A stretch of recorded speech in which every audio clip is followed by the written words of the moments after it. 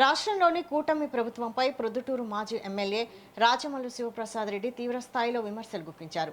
ప్రభుత్వం అధికారంలోకి వచ్చి 2 ఏళ్లు పూర్తయినా ప్రజలకు ఇచ్చిన హామీలను అమలు చేయడంలో పూర్తిగా విఫలమైందని ఆరోపించారు. అన్ని వర్గాల ప్రజలను మోసం చేస్తూ తీరని ద్రోహం చేస్తోందని విమర్శించారు. కొత్త పింఛన్లు, మహిళలకు ఆర్థిక సహాయం, రైతులకు హామీ ఇచ్చిన పథకాలు, ఉద్యోగులకు ఇచ్చిన హామీలు ఏమయ్యాయని ప్రజలు ప్రశ్నిస్తున్నారని అన్నారు. ఆరోగ్యశ్రీ, ఫీజు రియంబర్స్మెంట్ వంటి సంక్షేమ పథకాలను నిర్వీర్యం చేశారని ఆరోపించారు.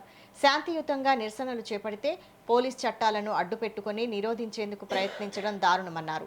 ఎన్ని అడ్డంకులు ఎదురైనా వైఎస్ఆర్ కాంగ్రెస్ పార్టీ ఆధ్వర్యంలో చేపట్టే నిరసన కార్యక్రమాలను విజయవంతం చేస్తామని రాచమల్లు శివప్రసాద్ రెడ్డి స్పష్టం చేశారు.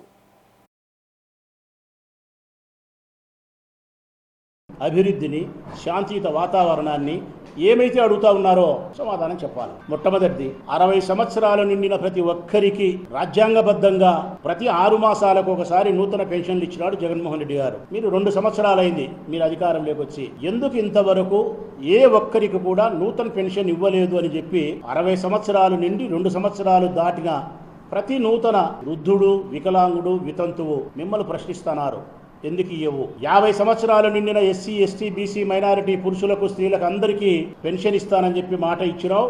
నాకు 50 సంవత్సరాలు నిండి చాలా రోజులైంది, నీ ప్రభుత్వం వస్తే నాకు 4,000 రూపాయలు డబ్బులు వస్తాయని చెప్పి నీకు ఓటు వేసినా నేను ఆ రోజు.